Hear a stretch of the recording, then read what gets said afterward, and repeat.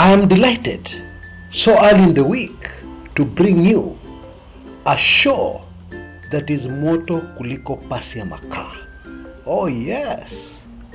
You see, the Azimio Kalonzo Musyoka deal, highly sensitive secret document of the agreement between the Azimio coalition and Kalonzo Musyoka, that document has leaked.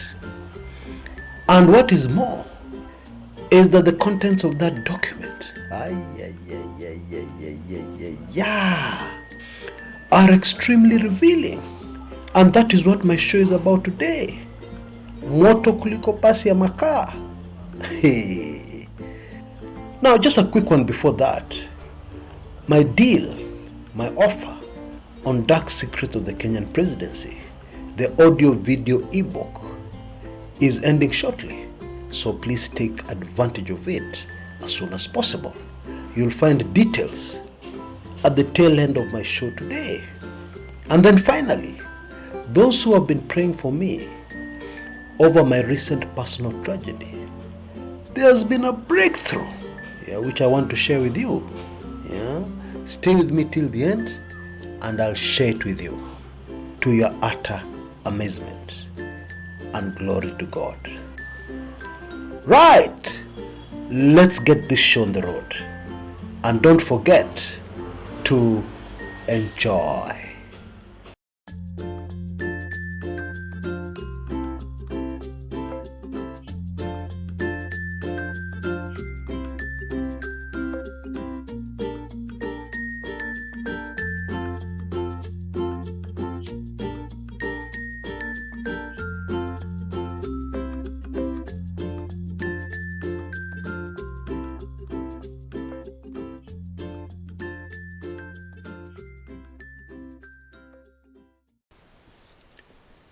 The deal signed recently, actually a secret deal, between the Azimio gang and Stephen Kalonzo Musyoka is most revealing.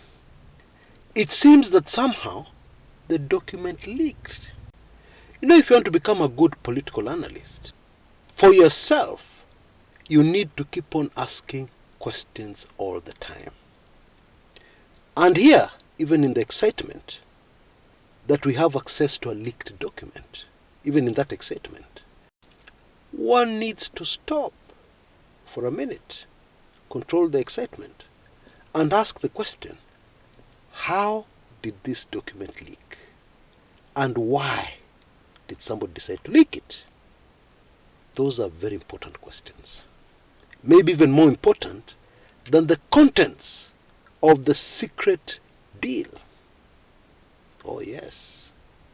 But first, let us go into this secret deal, and then we shall come back later to interrogate who may have leaked it and why. There has to be a motive. You don't go into that trouble for nothing. There's a motive. Right. The thing which really stood out for me, and I believe should stand out for you as well, in this document is the fact that, wait for this one, Uhuru Kenyatta, our current president, is going to be part of the next government. Drama, bin drama, Arab drama, ole drama, mto drama, nyar drama, zote pamoja. Ongeza saidi drama. Wah. Maybe I need to repeat that. What has come out very clearly in this document is that President Uhuru Kenyatta is going to be part of the next government. Uhuru Kenyatta is going to control 33% of that government. He's going to have a 33% stake, that's a third, of the government which will come into power after August 9th this year. Now, this agreement, which is a deed of agreement is simply a binding promise to do something. That's just legal language. The title of this deed of agreement is Azimio One Kenya. of course, we know OKA, which is the One Kenya Alliance, and we know Azimio, Raila Odinga and Uhuru Kenyatta's initiative, to bring all Kenyans together. Now, according to the document, ODM, the political party, Jubilee, the political party, and OKA, One Kenya Alliance, are each going to have a third representation in the new government. In other words, it's not going to be a nusu mkate government like we had after the unfortunate 2007 clashes. No. It's going to be a government of mkate imekatwa mara tatu. Now, experts are telling me already there's a legal technicality here. And this legal technicality is as follows. Coalition deals are not supposed to be made between coalitions. No. They're supposed to be made between political parties. Now, OKA, of course, is not a political party. OKA is a coalition. But there are those who argue that there's nothing wrong, because OKA is a coalition of political parties. Therefore, one can argue that ODM and Jubilee have gone into an agreement with a collection of political parties, which in this agreement will be referred to as OKA. Okay, you can argue like that. Anyway, what is more significant is why somebody would want to make a deal with Azimio, and use OKA instead of the Wiper Party, for instance. Indeed, those who hate Stephen Kalonzo Musyoka may say that Kalonzo ametupa mbao. He has made a mistake. Why share his third with other political parties? He'd have just made a deal between Wiper and Azimio. And that way, he would control the whole third within his Wiper party. Why put in the name OKA instead? Maybe Kalonzo is full of himself. Nothing like that. Actually, this is a very smart, crafty political play. How so? I'll tell you. And let me start by asking a question. What has Kalonzo Musyoka really been struggling to get over the last few weeks and months? Let me answer it. Political influence and power. That's what Kalonzo has been struggling to get. Because politically, the truth is Bwana Musyoka is under siege. He has 3 unruly governors, if I may call them that. He has 3 unruly governors in Ukambani, breathing down his neck. Governor Alfred Mutua of Machakos, Governor Charity Ngilo of Kitui, and Governor Kivutha Kibwana of Makueni. These 3 governors of Ukambani are deep in Azimio. Wako ndani kabisa ya Azimio. And they've told the Azimio High Command, forget about Kalonzo Musyoka, the 3 of us are going to deliver the votes you need. We guarantee it. And of course that would make Kalonzo Musyoka irrelevant. Now we have evidence that Kalonzo Musyoka is not only aware of this political reality, but he is also very emotional about it. Because we are told that during negotiations with Azimio, Kalonzo put forward a condition that he does not want to share the same podium or platform with the 3 rogue Ukambani governors. In this case, I'm calling them rogue governors. From Kalonzo Musyoka's point of view, they have refused to toe his line. They have refused to line up and submit under Kalonzo Musyoka. For him to lead everybody in Ukambani to the promised land. And therefore they're rogue in Kalonzo Musyoka's book. In my book, they're progressive governors. And so, by signing the Azimio deal as OKA, what Kalonzo has done is that he has attracted political influence to himself.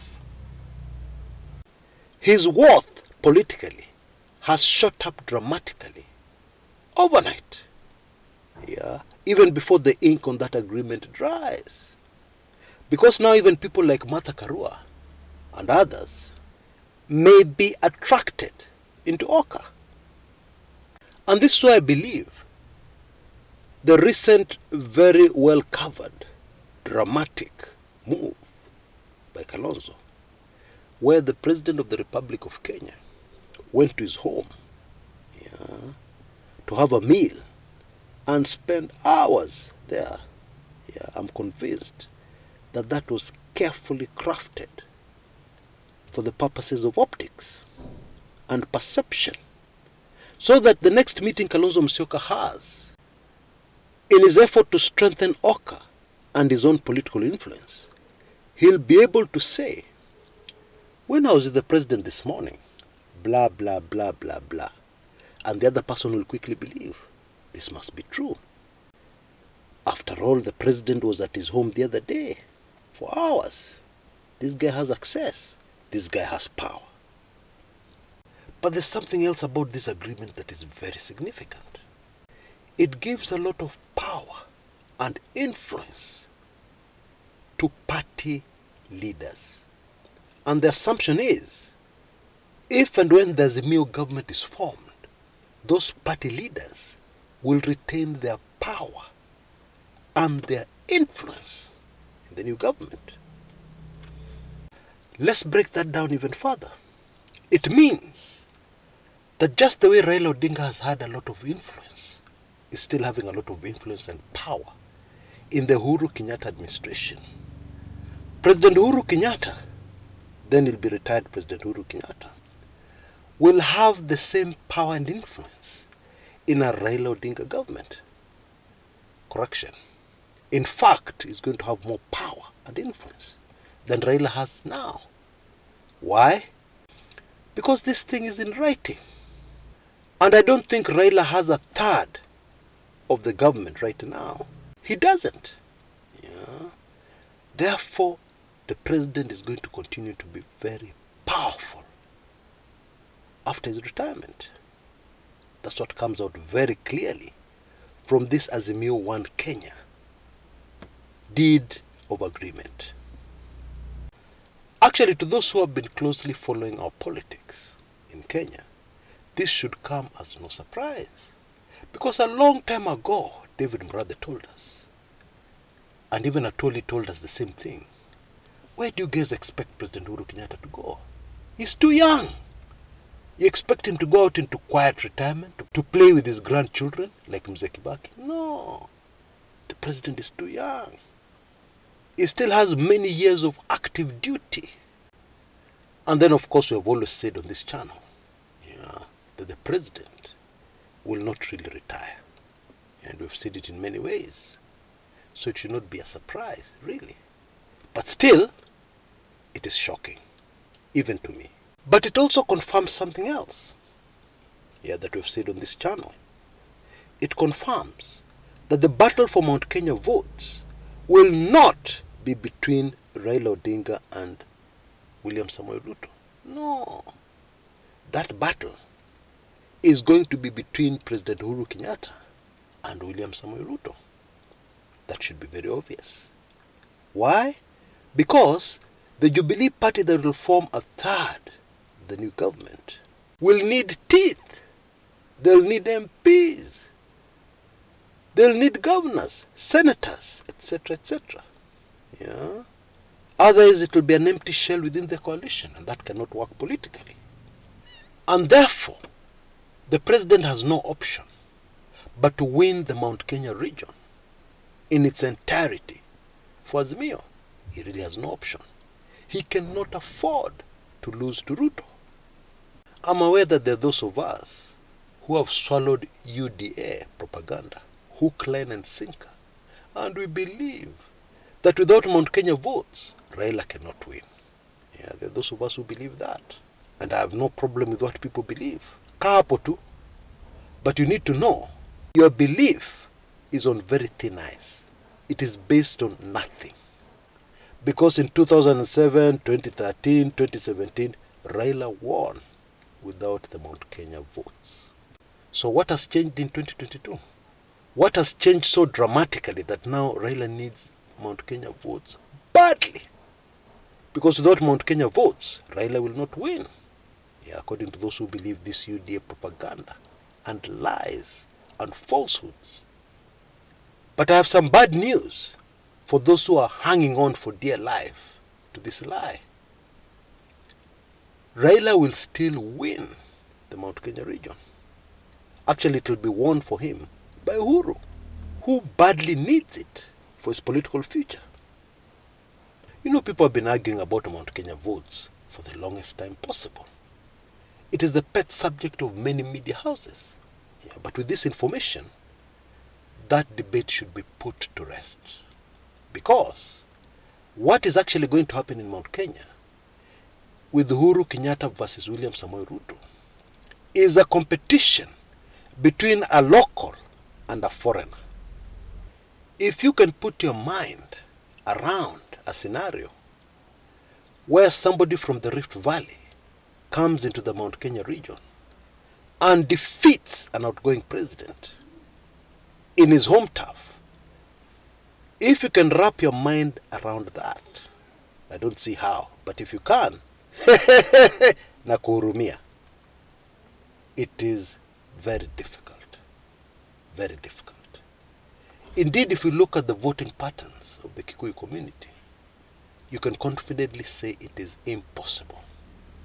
For the locals, no matter how angry they are with President Uhuru Kenyatta, I don't see them leaving Waingo Uhuru Kenyatta and voting for William Samoei Ruto. I don't see. And indeed, the voting patterns don't support such a scenario. Never ever. And so, let's continue the debate. Yeah, but please let us debate based on facts, not hot air. Debating using hot air instead of facts bores me. It's pointless. It's a waste of time. Yeah, but debate using facts is healthy. And we very much welcome it on this channel. Yeah, we thrive on it. Yeah, so you don't have to agree with me all the time. Tell me, Chris, you're wrong. Because of fact number 1, 2, 3, you're wrong. That is okay. Sitapata makasiriko. Instead, I'll actually smile and put on my thinking cap. Good exercise for my brains. Very good. True story, by the way. And don't worry. Even if you push me to the extent where I have to start looking for files from 1950s, 1960s, so be it. Hakuna makasiriko. I enjoy that. Yeah. Because above everything else, it deepens my understanding of Kenyan politics. When you force me to go back and compare and contrast to the present and what you're trying to say. Right. Who leaked document and why? The intelligence community, number 1. Number 2, one of the partners who signed the document, which was supposed to be secret. Number 3, the DP Ruto camp. Now let us start by eliminating the DP Ruto camp from our list. For the simple reason, they don't have a motive. Yeah? There's no motive strong enough for them to go into the trouble of leaking a document such as this one. They have nothing to gain. And especially now, when it is so difficult for them to get confidential information from the government. You know, we've had various leaks since 2016. The Deputy President's camp has gotten various bits of information from government. But you need to realize, every time the Deputy President has managed to get his hands on secret information, confidential information, things have been tightened. Yeah, making it very difficult right now for the Deputy President to access any kind of sensitive information, especially information that will help him against the very government he's fighting, although he's still in that government as the Deputy President. Yeah, so we eliminate the Deputy President from this list of suspects. The intelligence community can remain on the list. Yeah, they could represent the handshake brothers. The handshake brothers, it is possible, could have a motive for leaking this information. But in my view, the person with the biggest motive for leaking this information is one of the partners of the deal, the principal representing Oka, Stephen Kalonzo Musyoka. He has a lot to gain. As we have already discussed, this man is looking for political influence. And when such a document leaks, it just confirms the power, a third of the next government. That's not a small thing. It confirms the power Kalonzo Musyoka is going to have. Yeah, and it helps to change the perception of many on Kalonzo Musyoka, the influencer, the major leader in the upcoming government. Yeah, but that's just my view. I have no evidence to prove it's Kalonzo or somebody in Kalonzo's camp. I'm just giving you the facts as they are. You decide for yourself who you think leaked this document. I want to draw your attention to a political player in Kenya who has been playing chini ya maji, but has greatly influenced these latest developments, has greatly influenced the recent Kalonzo Musyoka moves that have seen Oka as a major partner within Azimio, so major that their name appears alongside Jubilee and ODM. Yeah. That man is a man called Mutula Kilonzo Jr. Now, let me confess something. If you've been following me on this channel, you'll remember I said that Mutula Kilonzo Jr., I suspected, was one of the people who was trying to drum some sense into Kalonzo Musyoka to slow down. Actually, I have verified, confirmed information from 3 independent sources that Mutula Kilonzo Jr. is in fact the mover and the shaker behind this very aggressive Kalonzo Musyoka we are seeing these days. You know, I forgot that Mutula Kilonzo Jr. is actually a lawyer by profession. Yeah, you know how slippery lawyers are.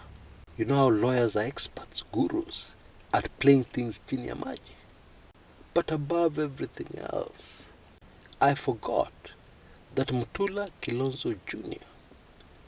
is the son of the late Mutula Kilonzo Sr. I forgot that as the son of this great lawyer, he must have been trained in the tips and tricks of Mutula Kilonzo Sr. Let me give you a brief story so that you quickly understand what I'm trying to drive at. The late President Daniel Toroitich arap Moi, Kenya's second president, after he retired, was faced with a very serious crisis.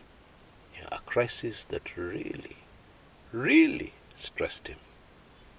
You see, when Moi was in power, at one point, he had an affair with a Mzungu woman called Marian Braina, a Swiss national.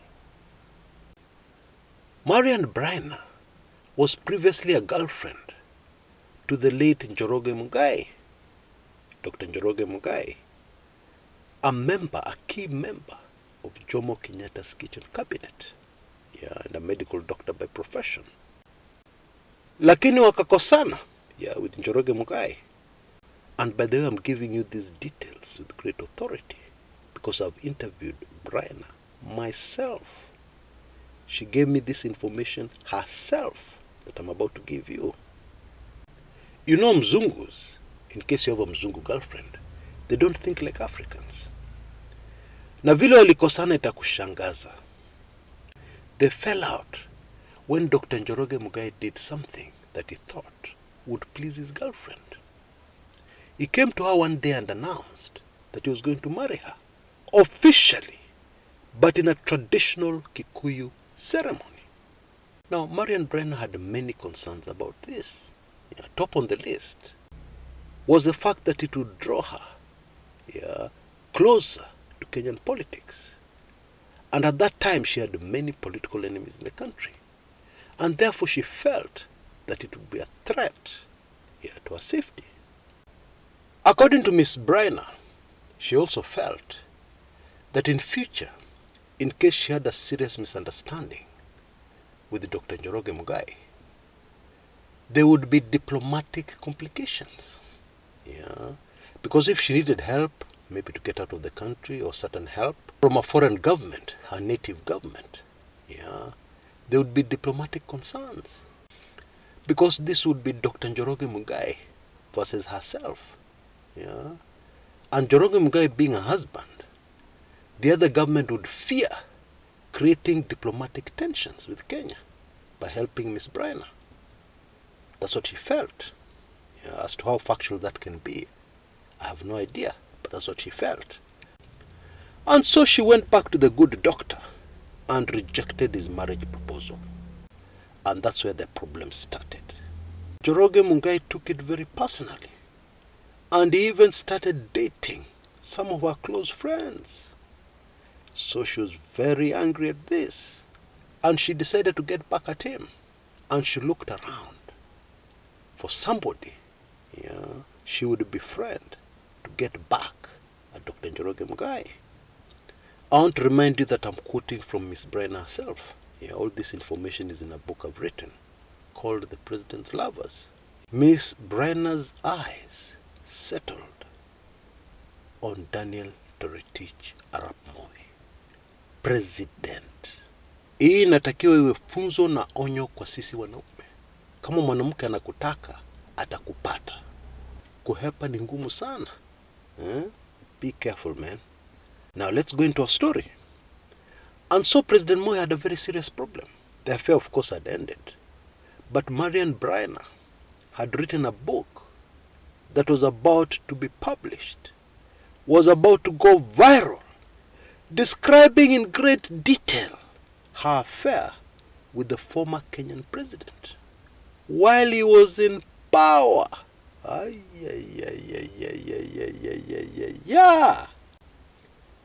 And remember, this Bryner book was going to be published outside Kenya. And of course, copies of the book would quickly find their way into Kenya. It was Moi's worst nightmare. And so he looked for his most trusted lawyer and fixer, Mutula Kilonzo Sr. Now let me tell you a secret in case you don't know. The most highly paid lawyers in the world are those lawyers who not only understand the law, but are clever and sharp enough to go beyond that, and then fall back on the law to solve a problem. And Mutula Kilonzo Sr. was such a lawyer. And so Mutula Kilonzo Sr. started doing his research, and he realized that Ms. Bryner was not very financially stable. And so he carefully organized his offensive. And the strategy he used was ingenious.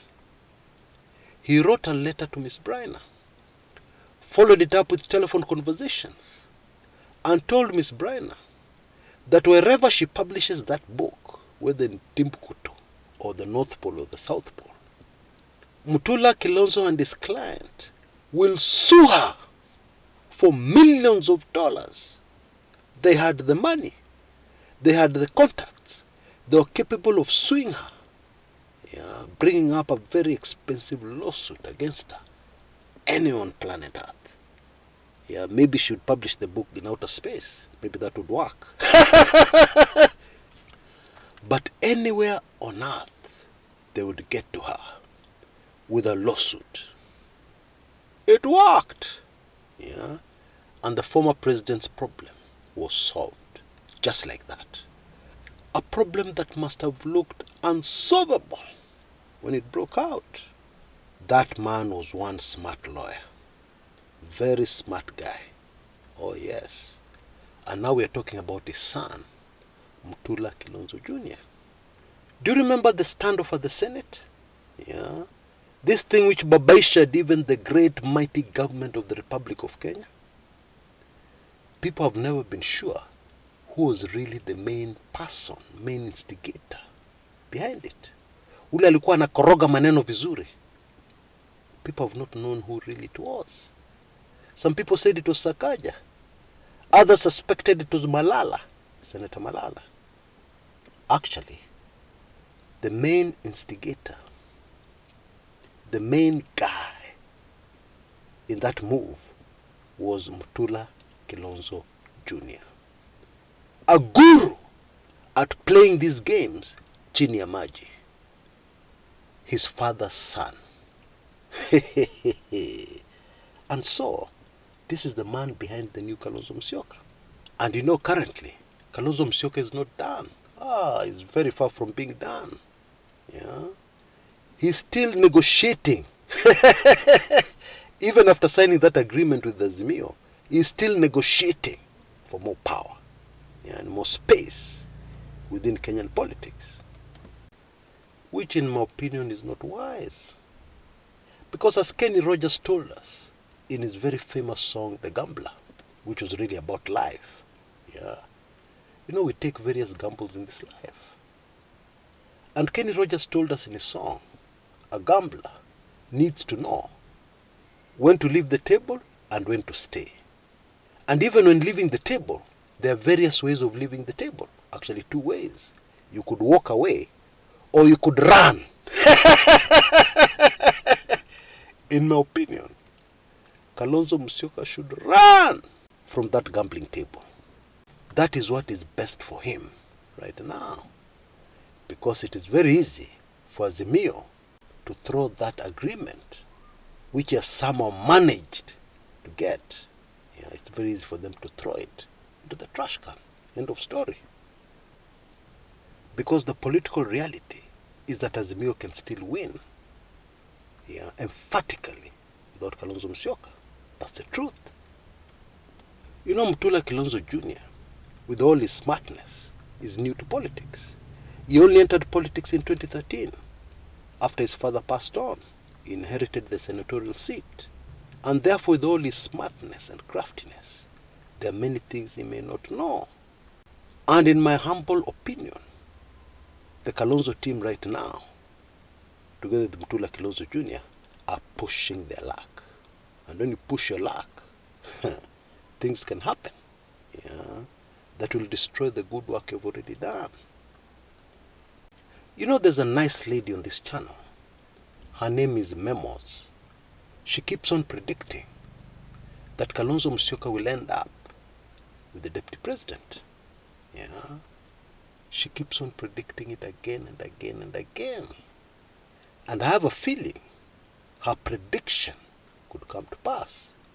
And by the way, Memos is a good friend, and yet she's in the UDA camp. Yeah.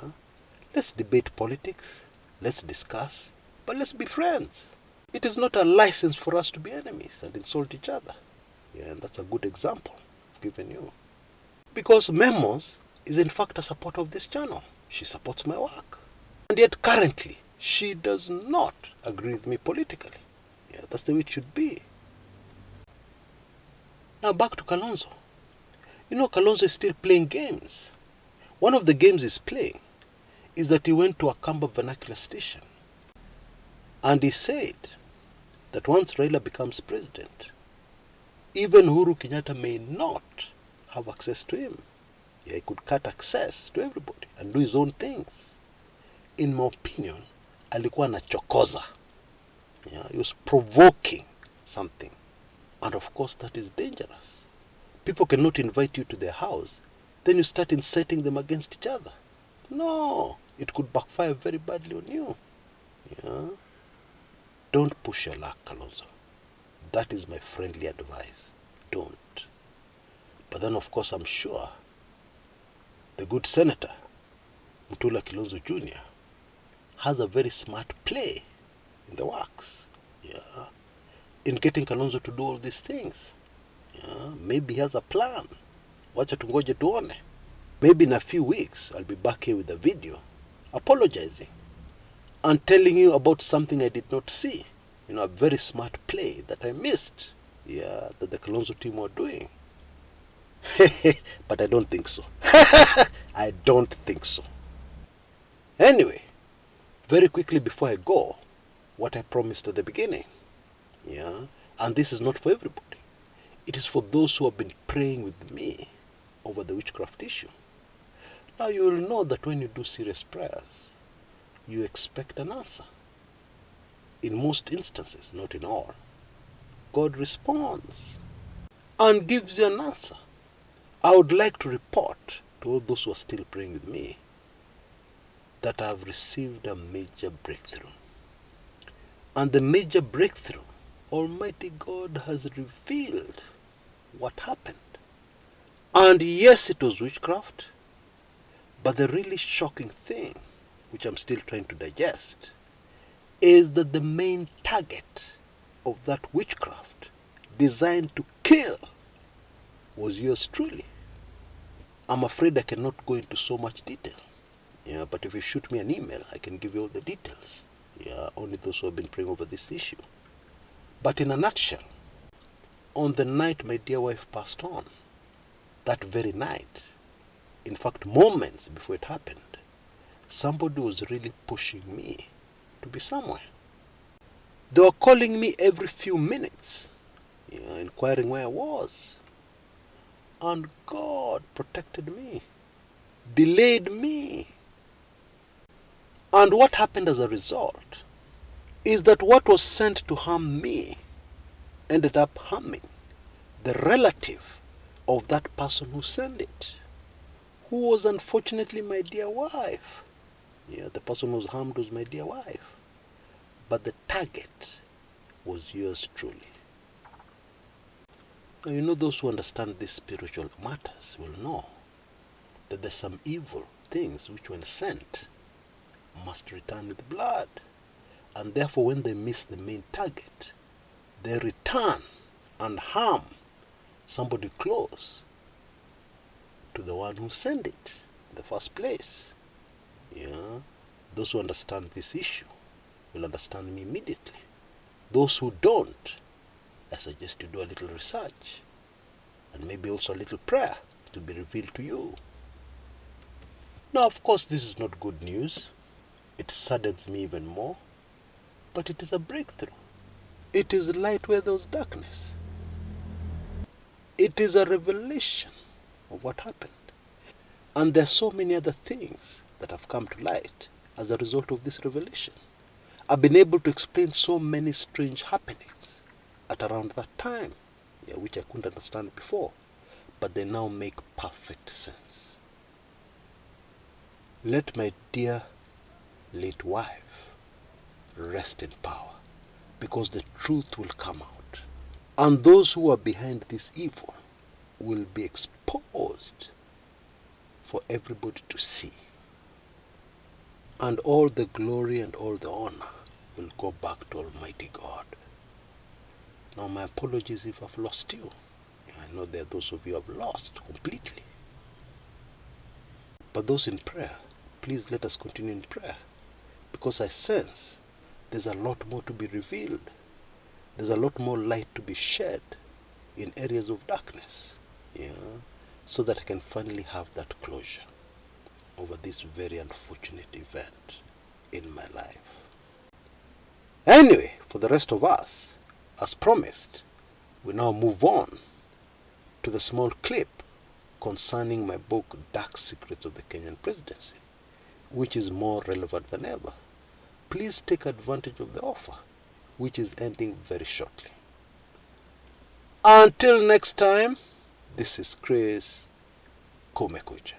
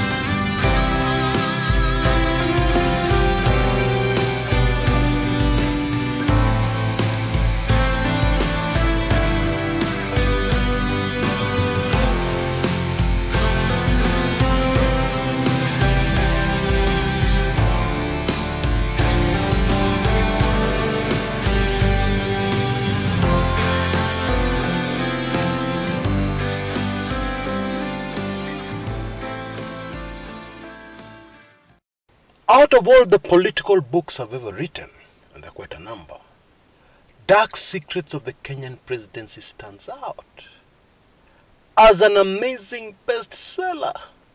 Yeah. And also many consider it a classic because it takes a look at the office of the Presidency of the Republic of Kenya like nobody else has ever done before, or even to date. And many of those who have taken in this amazing ebook say that they just couldn't stop reading through. Yeah. They just couldn't put it down. Maybe that has a lot to do with some of the mind-boggling information contained in this book. Did you know, for example, that Jomo Kenyatta once confessed in public that he would never, ever touch alcohol again? Many people don't know that, and they don't even know the circumstances. But many of us know that the first president of Kenya, during his presidency, enjoyed the occasional stiff drink, when his health allowed, despite the earlier firm promise he had made in public earlier in his life. And don't even mention the scene painted very clearly in the book, where a small boy shivering because it was raining cats and dogs, and carrying a 2-year-old baby on his back, arrived at the home of his grandfather, who made some predictions that dominated his life, frustrated him for the rest of his life, until that prediction came true. Or maybe it is because of the picture painted of Daniel Arap Moi, especially during his first cabinet meeting, where it was difficult for him even to look up. And even the other cabinet ministers, some of them who had been harassing him for years, could not look at him straight in the eye. There was so much tension at that cabinet meeting, captured perfectly, accurately in Dark Secrets. It is totally amazing. And there's much more, right up to the Kibaki presidency. Now I have some amazing news for you. This book is available in video format. That is, you don't even have to read it. Many people hate to read. They don't have the time to read. You can take it in as a video. You can take it in as an audiobook. Listen to it right through. And I have an amazing offer for you today. Not only will I send you the ebook in PDF format, you can even print it out as a book and read it. I will also send it to you in video format, so that you can listen to it right through or watch it right through. Amazing, isn't it? But there's more. If you take advantage of this very latest offer of mine, I will give you 6 months membership free to my weekly intelligence briefings. That means if you already have 6 months, I will add you another 6 months on top of what you have, so that you have a whole year to enjoy my weekly intelligence briefings. And by the way, I have quite a number of briefings, Jikoni, that I'm preparing, which I'll release in quick succession within the next few days. And those are weekly intelligence briefings you don't want to miss. So don't waste any time. For slightly above $10 for a little money, you can't even go into most restaurants with that kind of money, you'll be able to receive both the PDF format of Dark Secrets of the Kenyan Presidency and the video version. So don't waste any time. You can see the details on your screens right now. Just send a blank email to that email address you see, and you'll receive full payment instructions on what to do. The same payment instructions are repeated in the description area below this video on YouTube. Go for it. This offer is only for a very limited time. So take full advantage of it. And of course, in taking up this offer, you'll also be supporting the work I do on this channel. And if you believe this work is important, then you will be doing something very important in getting hold of Dark Secrets of the Kenyan Presidency. Go for it right away. Asanteni sana for your time. This is your humble servant, Chris Kumekucha.